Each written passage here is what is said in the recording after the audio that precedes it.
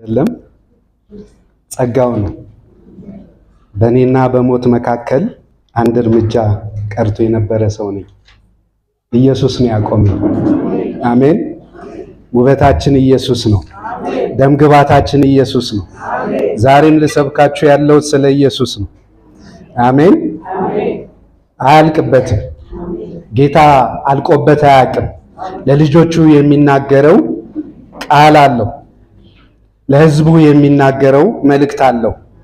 እኛ መምህራንም ስለሆንን አይደለም፣ ዕውቀት ስላለንም አይደለም። የእግዚአብሔር ጸጋ አቁሞን ነው። አሜን። በተለይ መድረኩ ከባድ ነው። መድረኩ ጋር መምጣት የደረሰበት ነው የሚያውቀው እና ጌታ ታማኝ ነው። ሲያቆመን እንቆማለን። አሜን። በሱ ጸጋና ችሎት ነው መቆም የቻልነው። እንጸልይ። እግዚአብሔር አምላካችንና ረዳታችን ሆይ ዛሬም ትናገራለህ፣ ዛሬም ቃል አለህ። ሕዝብ ተሰብስቦ እንዲሁ መሸኘት አትፈልግም። ለስጋችን ሳይቀር ኢየሱስ ትራራለህ። እንዲሁ ዝለው ደክመው የሄዱ ዘንድ አልፈቅድም ያልከው ጌታ ጊዜው ምሽት ቢሆንም ወቅቱ ቦታው ምድረ በዳ አስቸጋሪ ስፍራ ቢሆንም ኢየሱስ ግን እንደ ደርብ አዳራሽ ጌታ ሆይ ሕዝብህን አስቀምጠህ በለመለመ ሳር ላይ ትመግባለህ፣ በዕረፍት ውኃ ዘንድ ትመራለህ። ኢየሱስ መልካም እረኛ ነህ። አሁንም እኔን ታናሽ ባሪያህን አግዘኝ፣ ጸጋህ ይብዛልኝ። በመንፈስህ ሙላት ጉባኤውን አንዲቷንም ነፍስ ጌታ ሆይ እንድታገኝ በቃልህ እንድትናገራት በክርስቶስ ኢየሱስ ስም እጸልያለሁ። የጠላት ቀንበር በቃልህ ጉልበት ይሰበር። በምንም ሁኔታ ውስጥ ያለች ነፍስ በጭንቀት ውስጥ፣ በፍርሃት ውስጥ፣ በድንጋጤና በትካዜ ውስጥ ያለች ነፍስ በኢየሱስ ስም አሁን ትንቃ። በጌታ በኢየሱስ ስም ፈውስን ታገኝ። አንተ እንዳሳት ውጣ በጌታ በኢየሱስ ስም።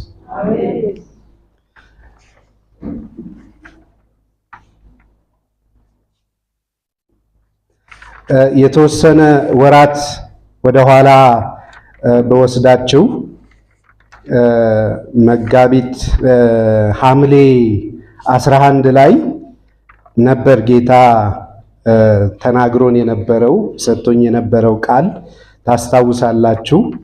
ወደ እኔ ጩህ አንተም የማታውቀውን ኃይለኛንና ድንቅን ነገር አሳይሃለሁ ብሎን ነበር እና አላሳየንም?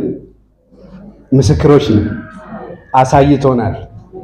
ዛሬ ደግሞ የተናገረኝን ቃል የተቀበልኩት ሌሊት ላይ ነበር ከባለቤቴ ጋር አንድ ላይ የዛሬ 7 ወር አካባቢ መልእክት ነው እና የጊዜው መልእክት ነው። በ10/01/18 ነበር ይህ ቃል። ምናልባት ከዛ በኋላ ባስታውሳችሁ እንኳን መሃል ላይ ቦታ እዚሁ ማስታወሻዬ ላይ በ11/01/18 በወንድማችን አቤኔዘር ማዕበሉን አልፈዋለሁ የሚለውን መልእክት ነው የጻፍኩት። ከዛ በኋላ እና ለ2 ሳምንታት ማዕበሉን ታልፈዋለህ፣ እንዴት ታልፈዋለህ የሚሉ መልእክቶች ናቸው ይኸው ማስታወሻዬ ላይ ያሉት። በሁለተኛውም በ18/01 እንዲሁ በወንድማችን ማዕበሉን አልፈዋለሁ አያጠፋህም የሚል መልእክቶች ነበሩ። ዛሬ የሚናገረን በዛን ጊዜ ሰጥቶን የነበረው ጌታ ዘዳግም 33 ቁጥር 27 ነው። ዘዳግም 33 27 ላይ እናወጣና እናነባለን።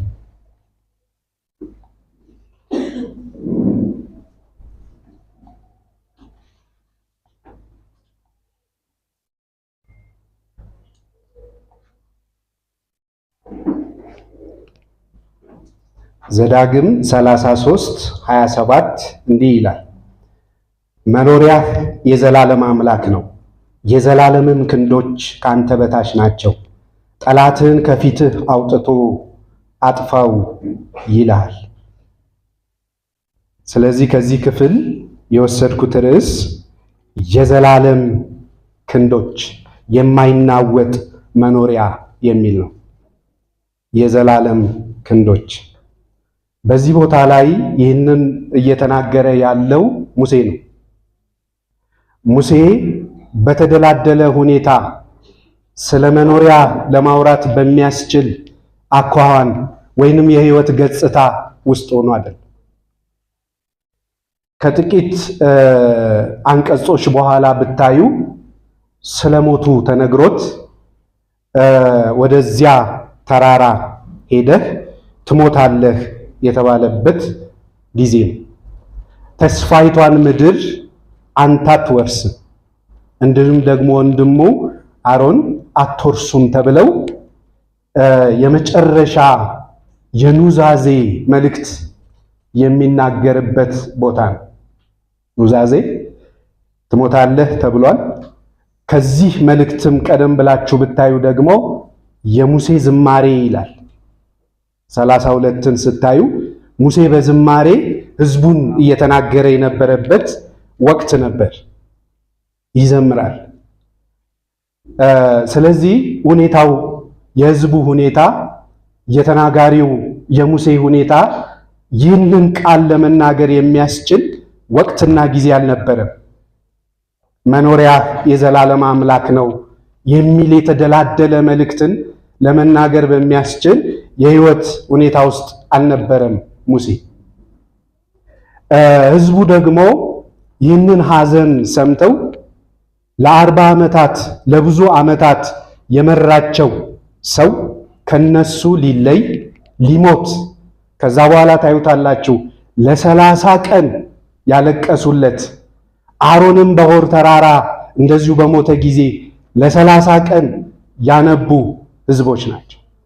ሐዘንን በጣም የሚያከሩ፣ ሐዘንን ደግሞ ለመሪ ያላቸው ቦታና ስፍራ ታላቅ የሆነ ህዝቦች ናቸው።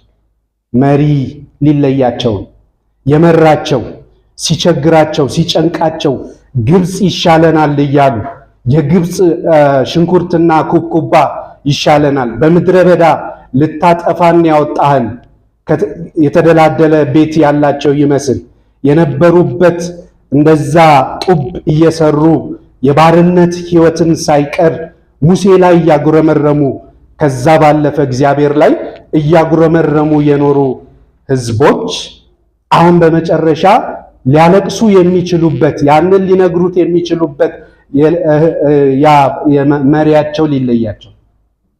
መሪያቸው ሊለያቸው ነው። ስለዚህ በዚህ ወቅት ላይ ይህ መልእክት መጣ።